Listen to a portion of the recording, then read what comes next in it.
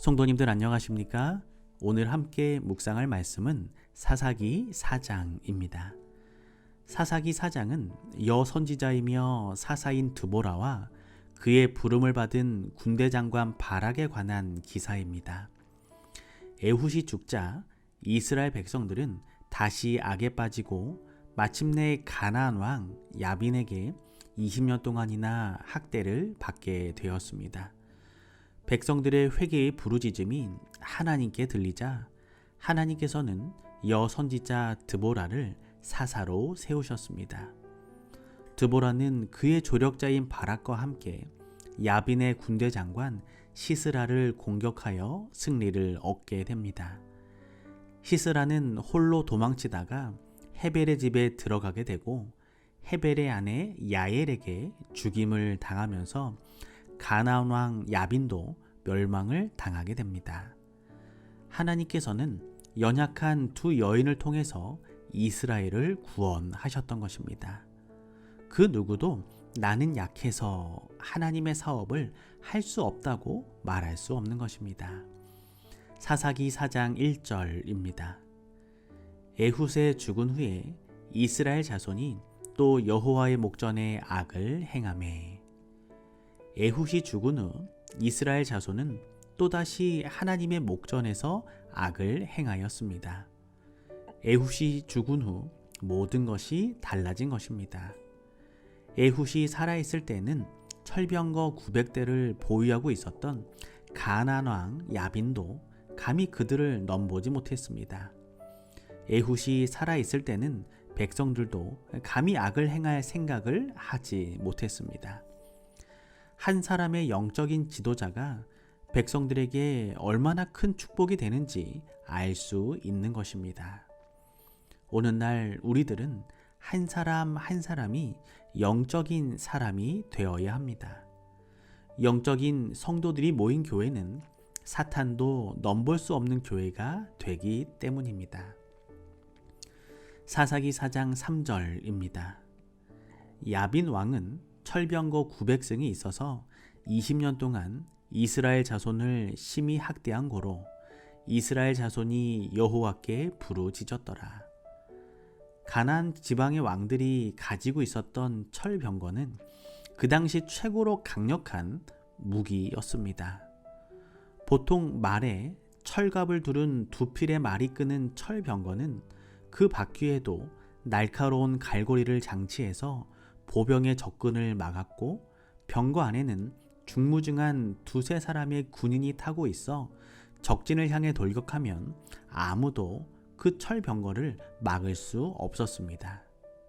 그러므로 철병거를 몇 대 보유하고 있느냐가 그 나라의 군사력을 평가하는 기준이 되었습니다.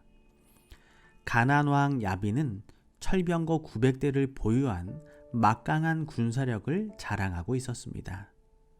그러나 에훗이 살아있을 때에는 철병거 900대도 맥을 추지 못했습니다.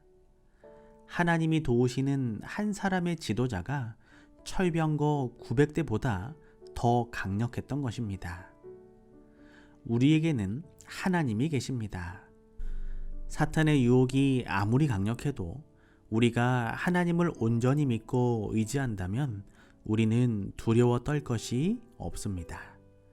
사사기 4장 13절, 15절, 16절입니다. 시스라가 모든 병거 곧 철병거 900승과 자기와 함께 있는 온 군사를 이방 하로셋에서부터 기송강으로 모은지라. 여호와께서 바락의 앞에서 시스라와 그 모든 병거와 그 온 군대를 칼날로 쳐서 패하게 하시매 시스라가 병거에서 내려 도보로 도망한지라. 바락이 그 병거들과 군대를 추격하여 이방 하로셋에 이르니 시스라의 온 군대가 다 칼에 엎드려졌고 남은 자가 없었더라. 바락은 다볼산에 진을 치고 야빈의 군대 장관 시스라는 기송강에 진을 쳤습니다. 다볼산은 이스라엘 평원 북동쪽에 솟아있는 돌출된 산으로 이사갈 지파 영지에 있었으며 나사렛 동쪽에서 약 8.8km 지점에 위치해 있었습니다. 이곳은 중앙에 위치해 있어서 북방 지파들의 자연스러운 회합 장소가 되었고 고지대여서 시스라의 병거들을 막기에 용이했습니다. 정상은 타원형의 대지로 동서 길이가 약 915m이며 가장 넓은 지점의 폭이 396m에 달하는 이 산은 납달리, 스불론, 이사갈 지파의 경계에 위치하고 있었기 때문에 이 지파 군인들을 집결시키는데 최적의 장소가 되었습니다. 더구나 다볼산은 높은 고지여서 기존 강변 평지에 집결한 시스라의 군사들을 한눈에 내려다볼 수 있는 장점이 있었습니다. 반면에 시스라는 그의 주력이 철병거 부대였기 때문에 기존 강변 평지에 진을 칠 수밖에 없었습니다. 하나님이 지도하시는 전쟁은 어떻게 되었을까요? 상식적으로는 이스라엘이 승리할 수 없는 싸움이었습니다. 철병거 한 대가 10명의 이스라엘 군을 죽이기만 해도 이스라엘은 전멸했을 것입니다. 하나님께서 시스라의 모든 병거와 온 군대를 혼란에 빠지게 하셨다는 말은 사사기 5장 21절에 보면 기송강의 범람을 암시하고 있습니다. 중동 지방에는 와디라는 지형이 있는데 우기가 아닌 평시에는 물이 말라붙어 평지처럼 됩니다. 하지만 비가 오기만 하면 물이 삽시간에 불어 강이 되는 지형입니다. 기송강도 와디였습니다. 시스라는 우기가 아니었기 때문에 안심하고 기송강의 진을 쳤던 것입니다. 그러나 하나님께서 때 아닌 폭우를 쏟아 부으셔서 기송강을 넘치게 하시고 주변의 평야가 물바다가 되어 시스라의 철 병거들이 무용지물이 되게 하셨던 것입니다. 기병들과 보병들도 진창 속에서 움직이지 못하고 허우적거릴 때 바락의 군사들이 벼락같이 산에서 밀고 내려와 그들을 진멸하였습니다. 시스라만 간신히 목숨을 건져 홀로 도망칠 수 있었습니다. 하지만 시스라를 죽이는 공은 전투를 총지휘한 바람이 차지하지 못하고 야일이라는 여인이 차지하였습니다. 시스라는 전투에 패하여 지치고 피곤한 몸으로 헤벨의 장막에 도착했습니다. 헤벨의 가족들과 가나안 왕 야빈은 화평하게 지내기 때문에 시스라는 안심했을 것입니다. 헤벨의 아내 야엘이 왜 시스라를 죽였는지 그 이유는 자세히 나와 있지 않지만 두보라가 미리 예언한 것을 봐서는 하나님의 뜻이었을 것입니다. 야엘이 시스라를 죽일 때 왜 하필이면 장막 말뚝을 사용했는가에 대하여 의문을 품는 사람들도 있지만 야엘은 그가 가장 익숙하게 사용할 수 있는 도구를 사용했을 뿐입니다. 유목민이었던 헤벨 가족은 이동할 때마다 장막을 쳤는데 그때마다 여인들이 장막의 사방에 말뚝을 박아 장막을 고정시키는 일을 했습니다. 땅에 잘 박히도록 뾰족하게 깎아놓은 말뚝이 얼마나 강력하고 치명적인가를 야엘은 잘 알고 있었던 것입니다.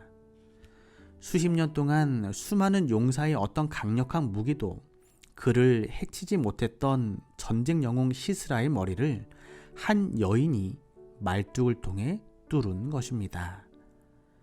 하나님이 버리시면 어떤 영웅도 쓰러지고 하나님이 도우시면 어떤 연약한 존재도 영웅적인 행동을 할 수 있음을 우리는 알 수 있습니다. 하나님은 우리를 언제 어떻게 사용하실지 모릅니다. 중요한 것은 하나님의 뜻을 언제든지 행할 수 있는 믿음과 준비가 되어 있어야 하는 것입니다. 하나님께서 언제 우리를 사용하실지 모르지만 항상 준비된 성도의 삶을 살기를 소망합니다. 사사기 4장 21절입니다.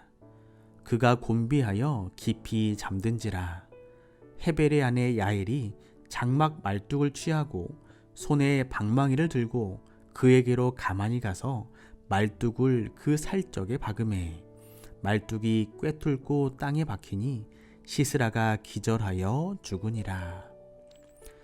사사기 4장에서는 하나님께서 2명의 여인을 귀하게 사용하셨습니다. 드보라와 야엘은 둘 다 결혼한 평범한 주부였지만 하나님께서는 크게 사용하셨습니다. 두 사람은 하나님께 충성심이 강하고 하나님의 지시가 설사 자기 마음에 들지 않는다고 해도 절대 순종하는 성품을 가진 여인들이었습니다. 하나님께서는 연약한 여자일지라도 믿음과 순종의 마음을 보시고 철병거를 물리치시기도 하고 시스라 같은 이방의 전쟁 영웅도 물리칠 수 있음을 보여주셨습니다. 오늘은 김진술 집사님 가정을 위하여 기도합니다. 사랑의 하나님, 김진술 집사님에게 철병거를 이길 수 있는 믿음과 용기를 허락하여 주시고 하나님과 승리하는 삶을 살아가게 하여 주시옵소서. 류은하 집사님과 김중기, 김승기 모든 가족들의 삶이 하나님의 뜻을 언제나 이룰 수 있는 준비된 삶을 살아갈 수 있도록 성령의 인도하심이 함께하여 주시옵소서. 사랑의 예수님의 이름으로 기도합니다.